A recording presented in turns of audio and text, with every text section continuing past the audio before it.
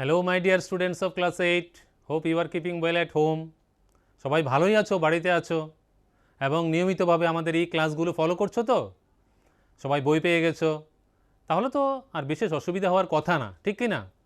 তো আমরা যেভাবে সিভিক্স বিষয়টা আলোচনা করছিলাম তারই ধারাবাহিকভাবে আমরা আজকে যেটা দেখব আমাদের সপ্তম অধ্যায়ের আন্ডারস্ট্যান্ডিং মার্জিনালাইজেশন, যেটা চ্যাপ্টারটার টাইটেল শিরোনাম যেটা রাখা হয়েছে আন্ডারস্ট্যান্ডিং মার্জিনালাইজেশন, যাকে আমরা বলি প্রান্তিকীকরণ। বিষয়টা কি আমাদের একটু বুঝে নিতে হবে যে এই প্রান্তিকীকরণ বা মার্জিনালাইজেশন বিষয়টা কি আমরা একটু দেখে নিই।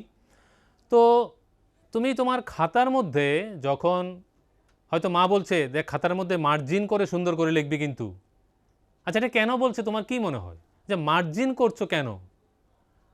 এটা খুবই স্বাভাবিক কথা। যখন তুমি মানে মার্জিন টানছো, যখন লাইন টানছো, তো যাতে নাকি তোমার লেখাটা এখানে সুন্দর থাকে, ভালোভাবে বোঝা যায়, ঠিক কি না? মানে খাতার যে মূল পার্টটা, যে মূল অংশটা, সেটা যেন সঠিকভাবে দেখা যায়, ঠিক কি না? আর যে বাকি মার্জিনের সাইডের অংশগুলো এটার বেশি প্রয়োজনীয়তা নেই, ঠিক কি না? তাহলে এই যে বিষয়টা যে কোনো সমাজের কোনো একটা অংশকে বিশেষ গুরুত্ব দিতে গিয়ে অন্যদেরকে সাইডে সরিয়ে রাখা, মানে মূল কেন্দ্রে আসতে না দেওয়া, এই যে বিষয়টা, এটাকেই আমরা বলছি প্রান্তিকীকরণ। আচ্ছা, যেমন ধরো তোমার হয়তো কোনো একটা বিশেষ রং পছন্দ, ঠিক আছে? তোমার মনে করো সবুজ রংটা খুব পছন্দ, কিন্তু তোমাদের বন্ধুদের মধ্যে হয়তো কারোরই এই রংটা বিশেষ পছন্দ না। তো তোমাকে বলছে তোর এই কী যে একটা রং পছন্দ তোর, তোমাকে আলাদা করে রেখে দিল। আবার হয়তো তোমার কোনো একটা বিশেষ ধরনের কি বলবো বিশেষ ধরনের গান হয়তো তোমার পছন্দ, মনে করো তোমার ব্যক্তিগতভাবে গানটা খুব ভাল লাগে, কিন্তু তোমার বন্ধুদের মধ্যে কারোরই সেটা ভাল লাগে না। বা কোনো একটা খেলা, বিশেষ একটা খেলা, তুমি যে খেলাটা খেলতে খুব পছন্দ করো, কিন্তু দেখা গেল অনেকেই এই খেলাটা হয়তো পারে না বা খেলতে ভালোবাসে না, ঠিক আছে? তো তোমার যে এই যে অন্য একটা জিনিস পছন্দ, যেটা অন্যদের সঙ্গে মিলছে না, সাধারণের সঙ্গে মিলছে না, তার জন্য তোমাকে কি করা হচ্ছে? তোমাকে সাইডে সরিয়ে রাখা হচ্ছে, তোমাকে বিশেষ গুরুত্ব দেওয়া হচ্ছে না। তখন তোমার কেমন মনে হচ্ছে? তখন তোমার কাছে একটা খারাপ লাগছে যে এটা কি আমার যে এই পছন্দটা, এটার মধ্যে কি কোনো দোষ আছে নাকি, যে কেন এমন করা হচ্ছে? তাহলে তুমি যেভাবে, যদি কেউ এমন থেকে থাকে, এজন্য বলছি যদি তোমার কাছে এমন কিছু মনে হয়ে থাকে তোমার স্কুল লাইফে, স্কুল জীবনে বা তোমার পারিবারিক জীবনে, এটাকেই বৃহত্তর অর্থে আমরা যদি সমাজের ক্ষেত্রে নিয়ে যাই, তখন দেখতে পাবো যে কিভাবে সমাজে প্রান্তিকীকরণ করা হচ্ছে, যে কোনো জাতি গোষ্ঠীর লোকেরা, কোনো একটা শ্রেণীর লোকেরা, সেটা সামাজিকভাবেই হোক, সেটা অর্থনৈতিকভাবেই হোক বা রাজনৈতিকভাবেই হোক, যেভাবেই হোক, যখন কিছু শ্রেণীর মানুষদের, একটা বিশেষ শ্রেণীর বা জাতিগোষ্ঠীর মানুষদের আলাদা করে রাখা হচ্ছে, সেটাকেই বলা হচ্ছে মার্জিনালাইজেশন বা প্রান্তিকীকরণ। সেই জিনিসটা যেটা দেখা হচ্ছে যে সাধারণ থেকে আলাদা করা হচ্ছে তাদেরকে, ঠিক আছে? সাধারণ মানে সাধারণের যে রুচি, পছন্দ বা স্ট্যাটাস আমরা যেটাকে বলি, ঠিক আছে, সেই যে স্ট্যাটাসটা, সেটাকে আলাদা করে রাখা হচ্ছে, সেটাকেই আমরা বলছি প্রান্তিকীকরণ। কেন? কারণ এটার কারণটা কি? কারণ হচ্ছে যে ভিন্নতা গ্রহণযোগ্য নয়। আমরা যেটা বলছি যে ভিন্নতা মানে তোমার যে একটা আলাদা খেলা পছন্দ, যেটা অন্যদের পছন্দ নয়, সেটাই হলো ভিন্নতা, মানে আলাদা জিনিসটা। তো সেটা যেহেতু অন্যদের কাছে গ্রহণযোগ্য নয়, সেটা তোমাকে এই জন্য আলাদা করে সাইড করে রেখে দিল, ঠিক আছে? অন্যরা, বন্ধুরা মিলে হয়তো একটা খেলা খেলতে লাগলো, তোমাকে সেই খেলার মধ্যে নিল না, কারণ তোমার তো অন্য একটা খেলা পছন্দ, যেটা অন্যদের পছন্দ না। কিন্তু আমাদের সোসাইটির সিস্টেমটা হচ্ছে কি, যে আলাদা কোনো কিছু হলে সেটাকে যেন একটু অ্যাভয়েড করা, দূরে সরিয়ে রাখা, এটাকেই বলা হচ্ছে যে ভিন্নতাটা গ্রহণযোগ্য নয়, ঠিক আছে? তো যেটা বলছিলাম যে আমাদের ব্যক্তিগত জীবনে এই যে প্রান্তিকীকরণ করা হয়ে থাকে, তেমনি সমাজের বৃহত্তর ক্ষেত্রেও সেই প্রান্তিকীকরণের সম্মুখীন অনেককেই হতে হয়। বুঝতে পেরেছো কথাটা? তাহলে তো সমাজেও এভাবে এবং এই জিনিসটা শুধু সমাজের মধ্যে, সমাজের ছোট্ট গণ্ডির মধ্যে আবদ্ধ নয়, তোমার পারিপার্শ্বিকের ক্ষেত্রে আবদ্ধ নয়, সেটা কি হচ্ছে? সেটা সামগ্রিক অর্থে, সেটা অর্থনৈতিক বলো বা রাজনৈতিক বলো, সকল ক্ষেত্রে। তোমরা সবাই ক্লাস 8-এ যখন পড়ছো, তোমাদের এই ধারণা নিশ্চয় হয়ে গেছে যে সমাজের মধ্যে অর্থনৈতিক অবস্থাতে সবাই তো আর সমগোত্রীয় নয়, সবার অর্থনৈতিক অবস্থাটা তো সমান পর্যায়ের না। তাহলে কি করা হচ্ছে? যাদের অর্থনৈতিক সঙ্গতিটা কম, যারা সেভাবে নিজেদেরকে সেই পর্যায়ে, সমাজের যে সমস্তরের পর্যায়ে নিয়ে আসতে পারছেন না, তাহলে তাদেরকে কি করা হচ্ছে? তাদেরকে সমাজ থেকে সাইডে সরিয়ে রাখা হচ্ছে। That is marginalization. সেটাকেই আমরা বলছি প্রান্তিকীকরণ, ঠিক আছে? আর তাহলে এই যে প্রান্তিকীকরণের, এই যে মার্জিনালাইজেশনের খারাপ দিকটা কোথায়? সেটার মূল বিষয় যেটা, সেটা হচ্ছে যে অনগ্রসরতা এবং ক্ষমতাহীনতা, যেটা আমরা বলছি অনগ্রসরতা, মানে যাদেরকে এভাবে সাইডে সরিয়ে রাখা। ওই যে বলছিলাম তোমার একটা আলাদা খেলা পছন্দ আর তোমার বন্ধুদের অনেকেরই অন্য একটা খেলা পছন্দ, তো তোমাকে সেই খেলায় নিচ্ছে না, তো তুমি সাইডে বসে রইলে মন খারাপ করে। তো ব্যাপারটা কি হলো? ব্যাপারটা হলো যে তারা খেলাটা এনজয় করছে, তারা মজা করে খেলছে, তুমি সাইডে রয়ে গেলে, তো তোমার মানসিকভাবে খারাপ লাগছে। ঠিক আছে, তো এভাবে যখন সমাজের মধ্যে কোনো একটা শ্রেণীকে বিশেষ কারণে, সেটা অর্থনৈতিক হোক, সামাজিক হোক, কোনো বিশেষ কারণে, ধর্মীয় যে কোনো কারণে হোক, তাদেরকে যখন আলাদা করে রাখা হলো, তখন তারা ভাবছে আমরা তো ক্ষমতাহীন, আমরা তো অনগ্রসর। ঠিক আছে, তাহলে তারা যেহেতু সমাজের সেন্টার মানে মূল কেন্দ্রে যেতে পারছে না, এভাবেই তারা সমাজের বিভিন্ন ক্ষমতা বা যেখানে থাকার কথা, যে স্ট্যাটাস আমরা যেটাকে বলি স্ট্যাটাস, ঠিক আছে, যে মর্যাদা, তার থেকে সরিয়ে রাখছে নিজেদেরকে, তাদেরকে সরে থাকতে হচ্ছে তাদেরকে। ঠিক আছে, এই হলো আমাদের সামাজিক ব্যবস্থার নিয়ম। এখন আমরা দেখে নিই এই যে মার্জিনালাইজেশন বা প্রান্তিকীকরণ, তার মধ্যে কারা সবচেয়ে বেশি ভুক্তভোগী, কারা সবচেয়ে বেশি সাফার করছে, আমরা এই জিনিসটা একটু দেখে নিই। আমরা বলছিলাম প্রান্তিকীকরণের কথা, মার্জিনালাইজেশনের কথা। তো এই যে মার্জিনালাইজেশন, তার মধ্যে যারা সবচেয়ে বেশি ভুক্তভোগী, যারা সবচেয়ে বেশি সাফারার, তাদেরকেই আমরা বলছি তারা হচ্ছেন আদিবাসীরা। এই আদিবাসী কারা? কাদেরকে আমরা আদিবাসী বলছি? আদিবাসী বলতে আমরা বলছি প্রকৃত অধিবাসী, যাদেরকে বলা হচ্ছে original ইনহেবিটেন্টস of a particular place, of a particular state or a particular country. মানে কোনো একটা অঞ্চলের যারা প্রকৃত অধিবাসী, যারা জন্মগতভাবে কোনো একটা অঞ্চলে বংশ পরম্পরায় দীর্ঘদিন যাবৎ একটা নির্দিষ্ট অঞ্চলে রয়েছেন, তাদেরকেই কিন্তু আমরা আদিবাসী বলছি। ঠিক আছে, এই যে আদিবাসী শ্রেণী, তোমাদের সবারই প্রত্যেকেরই ধারণা রয়েছে আদিবাসী শ্রেণী সম্পর্কে। তারা কিন্তু অরণ্য প্রকৃতির সঙ্গে একদম অঙ্গাঙ্গিভাবে জড়িত। তাদের পুরোটা জীবন অরণ্য প্রকৃতির মধ্যেই নির্ভর, অরণ্য প্রকৃতির উপরেই নির্ভর। তাদের সামাজিক ক্রিয়াকলাপ বলো, তাদের অর্থনৈতিক জীবনযাপন বলো, আমরা যাদেরকে লাইভলিহুড বলি, লাইভলিহুড জীবন চর্চা, পুরোটা বিষয় তাদের কিন্তু এই অরণ্য প্রকৃতির উপর নির্ভরশীল। আদিবাসী বলতে আমরা কি বুঝি? যারা অরণ্যে জীবনযাপন করে। তারা দেখো তারা কিভাবে আমরা যেটাকে বলি যে যে নোমেডিক হার্ডিং যেটা শুরু হয়েছিল, বা প্রি হিস্ট্রি পিরিয়ডে, তোমরা ক্লাস 6-এ পড়েছো নিশ্চয়ই, মনে আছে তোমরা কি পড়েছো, যে মানুষের যে জীবনযাত্রাটা প্রথম যেভাবে শুরু হয়েছিল, সেভাবে তারা কীভাবে করতো, তাদেরকে বলা হতো কি হান্টার গ্যাদারার্স। তো এই যে হান্টার গ্যাদারার মানে কারা? যারা শিকার করছে বা সংগ্রহ করছে, সংগ্রহকারী। তো তোমাদের কি মনে হয় না যারা প্রকৃত অধিবাসী, যারা মানে যারা আদিবাসী, তাদের জীবনের সঙ্গে এই বিষয়টার মিল রয়ে গেছে? এখনও আমরা বিভিন্ন অঞ্চলে আদিবাসীদেরকে একইভাবে তাদের জীবনযাত্রা পরিচালনা করতে দেখি। তারা অরণ্য প্রকৃতি থেকে বিভিন্ন কিছু সংগ্রহ করে তাদের দৈনন্দিন খাবার জন্য যে জিনিসটা, বা যদি কিছুটা বেশি হয়ে থাকে তাহলে তারা সেটা হয়তো কোথাও বিক্রি করতে আনে। তো এই যে সরল সহজ জীবনযাত্রা, যে অরণ্য প্রকৃতির যে জীবনযাত্রা, এটাকেই বলছি আমরা আদিবাসীদের জীবনযাত্রা। ঠিক আছে, একটা জিনিস এখানে তোমাদের মনে রাখতে হবে যে ভারতীয় জনসংখ্যার 8%, ওকে, মানে ওভারঅল যদি আমরা হিসাব করতে যাই তাহলে 8% কিন্তু আদিবাসীরা বসবাস করছে ভারতবর্ষে। ঠিক আছে, 8% জনসংখ্যা ভারতবর্ষের আদিবাসী জাতিভুক্ত। ঠিক আছে, আর বিশেষত আমরা কোথায় এদেরকে দেখতে পাচ্ছি? বিশেষত আমরা এদেরকে দেখতে পাচ্ছি খনিজ অঞ্চলে বা শিল্পাঞ্চলে। ঠিক আছে, অধিকাংশ আদিবাসীদেরকে আমরা পরিলক্ষিত করছি খনিজ অঞ্চলে বা শিল্পাঞ্চলে। এখানে একটু তোমাদের বুঝতে হবে বিষয়টা কীভাবে হচ্ছে ঘটনাটা। তো বেশিরভাগ যে খনিজ অঞ্চল রয়েছে বা শিল্পাঞ্চল রয়েছে, সেগুলো কোথায় গড়ে উঠেছে? সেগুলো কিন্তু মূলত যেখানে গভীর অরণ্য ছিল, ঠিক আছে, বনাঞ্চল ছিল, সেসব জায়গাতেই অনেক শিল্পাঞ্চল বা কি বলবো খনিজ অঞ্চল গড়ে উঠেছে। ঠিক আছে, বিভিন্ন যে খনিজ সম্পদ বিকাশ দপ্তর যারা রয়েছে, তারা এগুলো সার্ভে করে দেখলো যে কোনো একটা নির্দিষ্ট অঞ্চলে সেখানে প্রচুর পরিমাণে খনিজ সম্পদ রয়েছে, তো সেখানে বনাঞ্চল রয়েছে, সেই বনাঞ্চলে আদিবাসীরা রয়েছে। এখন কি করতে হবে? তাহলে তো সেই বনাঞ্চলকে পরিষ্কার করতে হবে সেই খনিজ সম্পদ উত্তোলনের জন্য, এক্সট্রাকশন অফ দ্যাট মিনারেল। ঠিক আছে, সেই মিনারেলকে এক্সট্রাক্ট করতে গেলে, সেই খনিজ সম্পদকে উত্তোলন করতে গেলে তাহলে কি করতে হবে? তাহলে সেই বনাঞ্চলকে পরিষ্কার করতে হবে। ঠিক আছে, বনাঞ্চল পরিষ্কার করো, কিন্তু সেই বনাঞ্চলে যে আদিবাসীরা রয়েছেন তাদের জীবনযাত্রার কি হবে? কারণ তারা তো আর কোনো কিছুই শেখেনি, তাদের পুরোটা জীবন নির্ভর করছে সেই জঙ্গলের উপরে। জঙ্গল থেকেই তারা সামান্য ফলমূল যা কিছু সংগ্রহ করা বা কোনো ছোট প্রাণী শিকার করা, এভাবেই তাদের জীবন চলছিল। তো যখন তাদেরকে সেখান থেকে তাড়ানো হলো, যেমন তোমরা হিস্ট্রিতে পড়ে থাকবে বিষয়টা, যে ব্রিটিশ পিরিয়ডে কি করা হলো, যে অরণ্যকে বলা হলো, অরণ্য হলো গিয়ে কি government's property. Okay, the forest is the government's property, যে জিনিসটা আদিবাসীদের কাছে একটা সম্পূর্ণ নতুন বিষয়।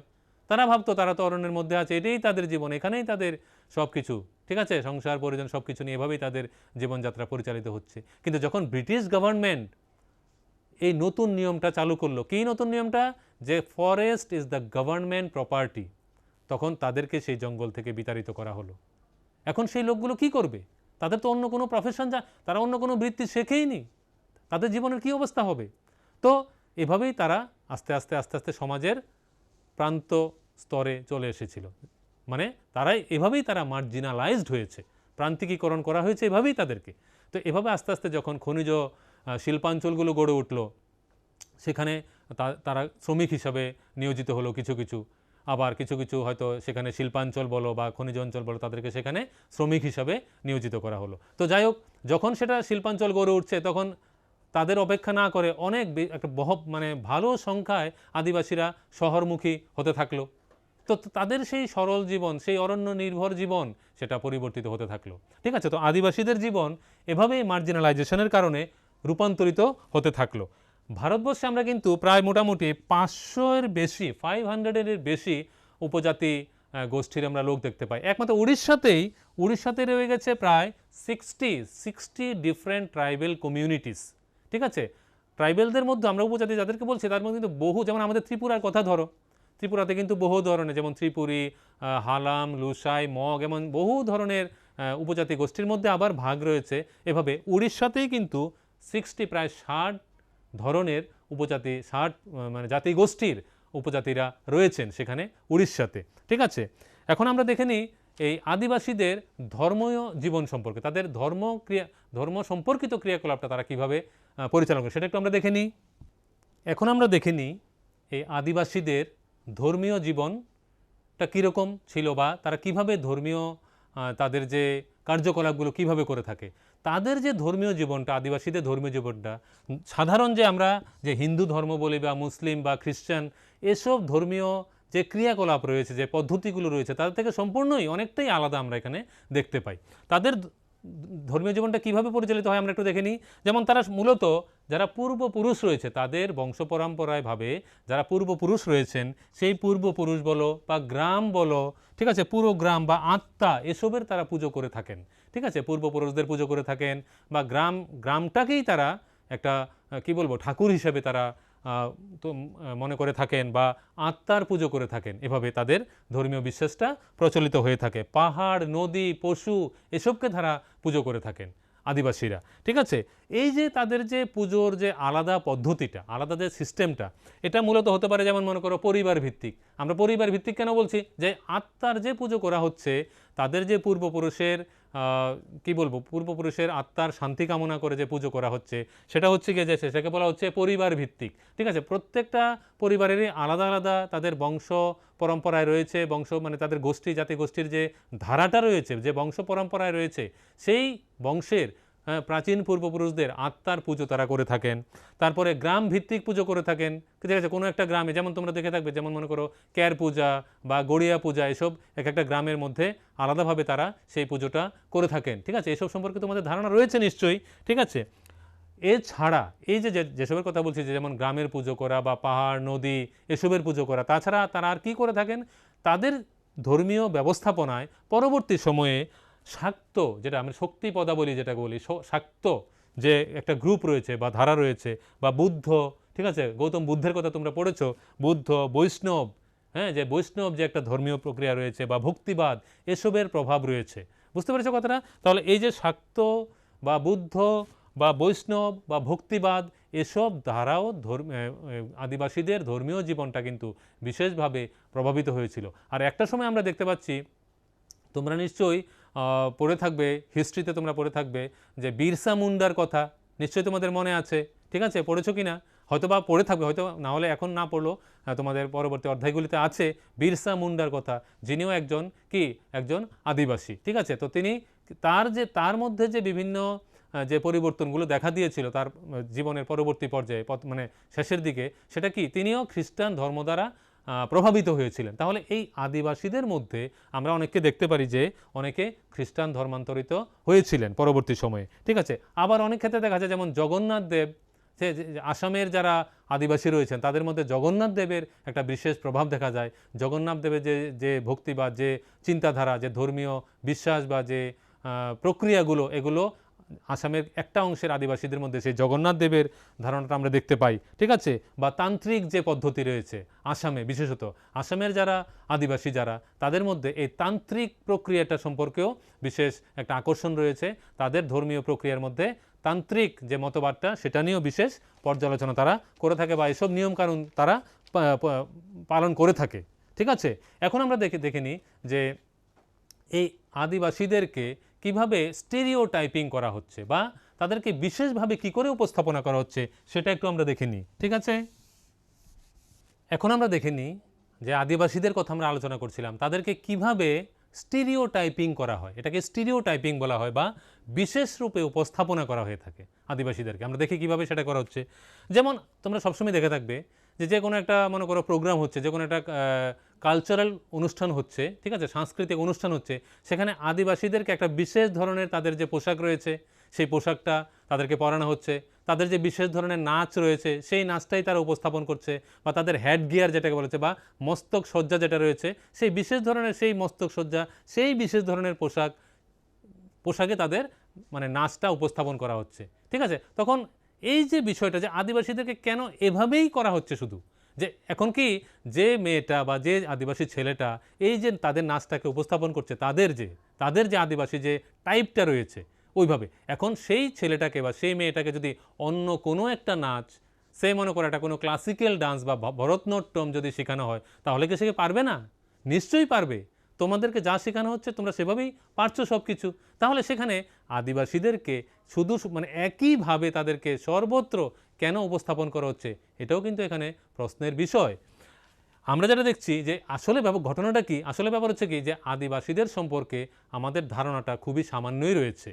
যে সমাজের বিভিন্ন স্তরে বলো বা যে কোনো রাজনৈতিক স্তরে বলো, যেখানেই বলো, আদিবাসীদের সম্পর্কে যে ডিটেল জানা, বিস্তৃতভাবে জানা, সেটা হয়তো সেভাবে এখনও আমাদের হয়ে ওঠেনি। মূল যেটা বিষয় যে তাদের মধ্যেও যে বিভিন্ন বৈচিত্র্য রয়েছে, তাদের মধ্যে যে শিক্ষার আগ্রহটা রয়েছে, সেই জিনিসটাকে সেভাবে কখনো গুরুত্বই দেওয়া হয়নি হয়তো, ঠিক আছে। তাদেরকে কি ভাবা হচ্ছে? তাদেরকে ভাবা হচ্ছে তারা হলো আদিম এবং অনুন্নত, দে আর আনসিভিলাইজড, ওকে, দে আর আন্ডার ডেভেলপড। তো তারা তো সেই ওই যেটা বলছি যে মার্জিনালাইজেশন, প্রান্তিকীকরণ, তারা তো সমাজে কখনো সেই সুযোগটাই পায়নি।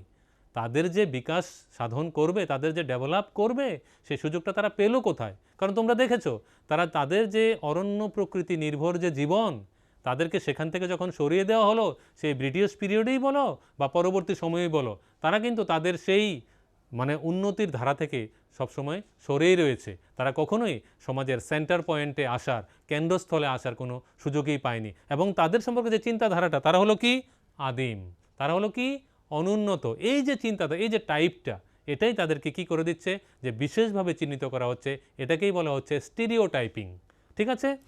আমরা যেটা বলছি, আরও তাদের সম্পর্কে যেটা ধারণা করা হচ্ছে, তারা পরিবর্তনশীলতায় ততটা আগ্রহী নয়। হয়তো তাদের মধ্যে কেউ কেউ এই জিনিসটা, এই মানে মতবাদের পক্ষে থাকতে পারেন, ঠিক আছে, তারা পরিবর্তনটা হয়তো সেভাবে অ্যাকসেপ্ট করতে পারেন না, কিন্তু আসলে মূলত তা নয় বিষয়টা। অনেক ক্ষেত্রে তাদের মধ্যেও পরিবর্তনশীলতার আগ্রহ হয়তো দেখা যেতে পারে, ঠিক আছে। আসলে সেভাবে তাদের সমাজ সম্পর্কে, তাদের মানে জীবনের যে বৈচিত্র্য, সেই সম্পর্কে সেভাবে কোনো আলোচনাই হয়তো হয়নি বিষয়টা, ঠিক আছে। তো এভাবেই তারা সবসময় স্টিরিওটাইপড হয়ে রয়েছে বা বিশেষভাবে চিহ্নিতকরণ হয়ে রয়েছে তাদেরকে, ঠিক আছে। এখন আমরা দেখে নিই যে আদিবাসীদের জীবনে যে অর্থনৈতিক পরিবর্তনটা, সেটা কিভাবে চিহ্নিত হয়েছে, এটা একটু আমরা দেখে নিই বিষয়টা। তাহলে এখন আমরা দেখে নিই সেই আদিবাসীদের অর্থনৈতিক জীবনটা কিভাবে বিভিন্ন ধারার মধ্য দিয়ে বিবর্তনের পর্যায়ে এগিয়ে গিয়েছে। আমরা যদি প্রথমেই ধরি যে স্থায়ী সভ্যতার বিকাশের ক্ষেত্রে বা উন্নয়নে যে বনের যে ভূমিকা রয়েছিল, সেখানে কিন্তু আদিবাসীদেরও একটা বিশেষ ভূমিকা রয়েছে। যে স্থায়ী সভ্যতার যে বিকাশ করতে গেলে যে বনজ সম্পদের যে ব্যবহারটা, যেমন মনে করো সেখানে বিভিন্ন ধরনের ঔষধি রয়েছে বা বন্যপ্রাণী রয়েছে, এসব যে এক্সট্র্যাক্ট করা বা যেগুলো সে মানে সংগ্রহ করা, তাদের ক্ষেত্রে কিন্তু আদিবাসীদের সহযোগিতা ছাড়া সেটা কোনোভাবেই সম্ভব ছিল না। আর যেটা বলছিলাম যে বিভিন্ন অঞ্চলে বিভিন্ন সময়ে যে বনাঞ্চল পরিষ্কার করে সেখানে খনিজ সম্পদ উত্তোলনের ব্যবস্থা করা হয়েছে বা বনজ সম্পদ এক্সট্রাকশন, বনজ সম্পদ আহরণের ব্যবস্থা করা হয়েছে, তার জন্য যে মধ্যভাগ পর্যন্ত, আমরা এখানে কিসের কথা বলছি, মানে ঊনবিংশ শতাব্দীর মধ্যভাগ পর্যন্ত যে রাজারা ছিলেন তারা কিন্তু মূলত আদিবাসীদের উপরে নির্ভর ছিলেন। ঠিক আছে, তারা বিভিন্ন ধরনের যে আদিবাসী নির্ভরতার কথা আমরা কেন বলছি, আদিবাসী নির্ভরতার কথা আমরা কেন বলছি, কারণ আদিবাসীরা যেভাবে বনজ সম্পদ বলো বা বিভিন্ন ধরনের খনিজ সম্পদ বলো সেগুলো যে তারা সংগ্রহ করত, তাদের মাধ্যমেই রাজাদের যে অর্থনৈতিক যে ক্রিয়াকলাপগুলো সেগুলো পরিচালিত হতো। তাহলে সেই রাজারা কিন্তু মূলত আদিবাসীদের উপরেই নির্ভর ছিল বিভিন্ন ধরনের অর্থনৈতিক ক্রিয়াকলাপের জন্য। কিন্তু এর পরবর্তী সময়ে আমরা যেটা বলছি মধ্যভাগ, তার পরবর্তী সময়ে কিন্তু তাদের অনেকটা পরিবর্তন আসলো। তো এই পর্যন্ত তারা কিভাবে তাদের অর্থনৈতিক ক্রিয়াকলাপটা পরিচালনা করতো আদিবাসীরা? হ্যাঁ, অবশ্যই তারা বন থেকে বিভিন্ন ধরনের সম্পদ সংগ্রহ করা এসব করতো তারা। ঠিক আছে, পাশাপাশি তারা একটা যেটা করতো সেটা হচ্ছে স্থানান্তর চাষ। ঠিক আছে, স্থানান্তর চাষটা কি, আমরা যেটাকে বলি শিফটিং কাল্টিভেশন। ঠিক আছে, বা স্ল্যাশ অ্যান্ড বার্ন মেথড, এটা তোমরা পেয়ে থাকবে নিশ্চয়ই, এটা সম্পর্কে তোমাদের ধারণা রয়েছে। সেই স্ল্যাশ অ্যান্ড বার্ন মেথডটা কি, সেটা হচ্ছে যে প্রথমত তারা কোনো একটা বনাঞ্চলের গাছ বা বনাঞ্চলটাকে পরিষ্কার করলো। ঠিক আছে, সেই জঙ্গলটাকে পরিষ্কার করে তারা পুড়িয়ে দিল। পোড়ানোর পরে কি করবে তারা, সেই পোড়ানোর পরে যে ছাইটা হবে সেটাকে তারা ছড়িয়ে দেয়। নিশ্চয়ই তোমাদের জানা আছে বিষয়টা, নিশ্চয়ই নাকি? আমাদের এখানে এটাকে বলা হয় জুম কাল্টিভেশন। বিভিন্ন জায়গাতে বিভিন্ন নাম রয়েছে। যে এরপরে কেন এটাকে স্থানান্তর বলা হচ্ছে সেটা একটু আমরা দেখিনি।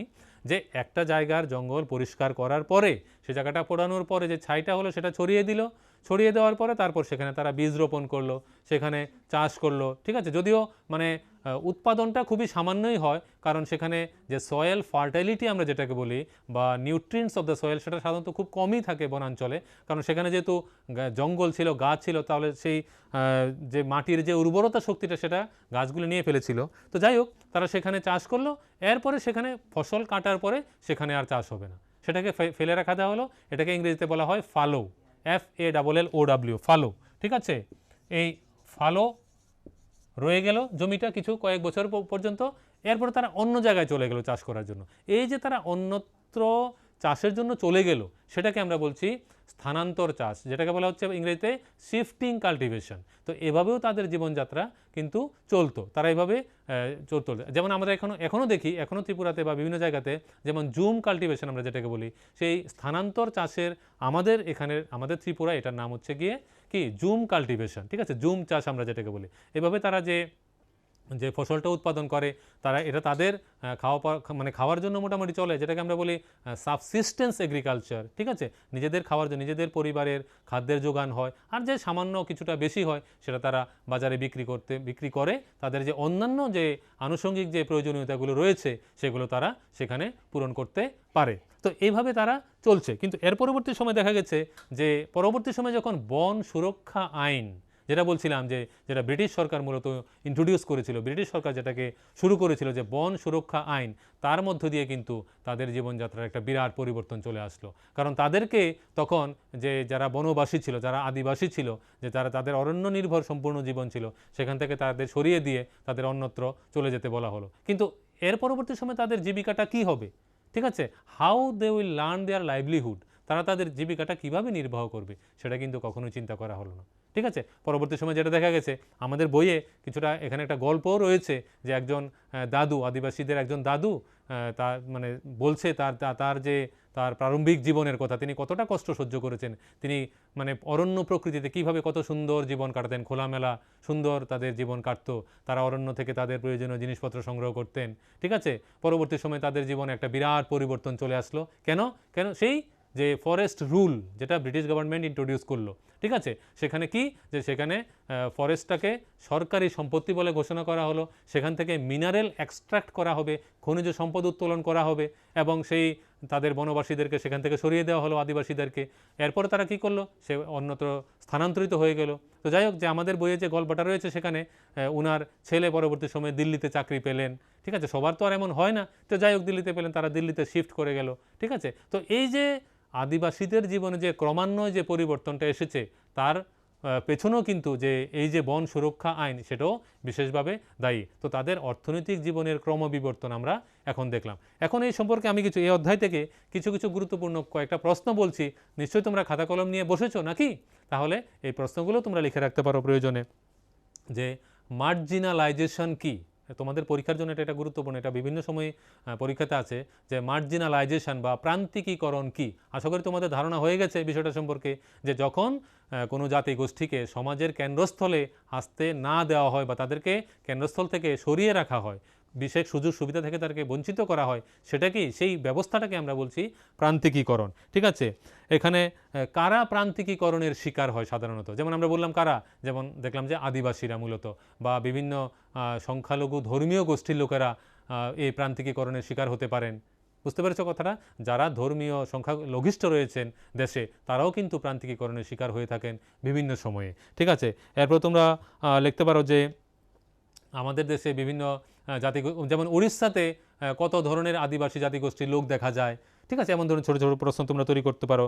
বা আদিবাসীদের কিভাবে উপস্থাপন করা হয়, আদিবাসীদের সামাজিক ব্যবস্থাপনায় কিভাবে উপস্থাপন করা হয়, ওকে, হাউ দে আর প্রেজেন্টেড, যেটা বলেছিলাম যে তাদের বিশেষ বিশেষ নাচ বা যে মস্তক সজ্জা বা বিশেষ পোশাক, যে তাদেরকে একটা বিশেষ ধরনের স্টিরিও টাইপিং যাকে বলা হয়, এই শব্দটা তোমাদের মনে রাখতে হবে, যাকে বলা হচ্ছে স্টিরিও টাইপিং, মানে বিশেষভাবে উপস্থাপন করা। তো তোমরা যদি এসব বিষয়ের উপর কিছু প্রশ্নের উত্তর তৈরি করে ফেলো, তাহলে তোমাদের পরীক্ষার জন্য খুব সহজ হয়ে যাবে, খুব সহজেই প্রস্তুতি নিতে পারবে। ঠিক আছে, আশা করি বুঝতে পেরেছো। সবাই ভালো থাকো।